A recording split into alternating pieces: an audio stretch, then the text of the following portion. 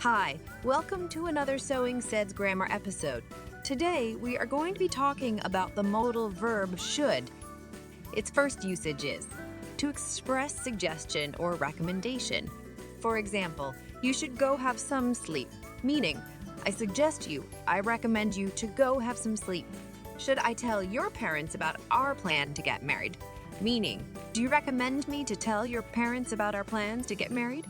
You shouldn't leave the vault open, which means I recommend you not to leave the vault open. Okay, moving on to the next usage of should. Expectation, when you expect something to happen. For example, he texted me 5 minutes ago. He should be here any minute.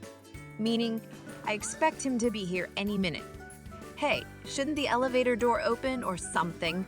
Oh, the poor guys are stuck in the elevator.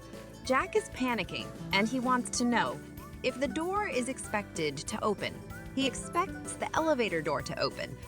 I have done this hundreds of times. It shouldn't be hard. Meaning, I don't expect it to be hard.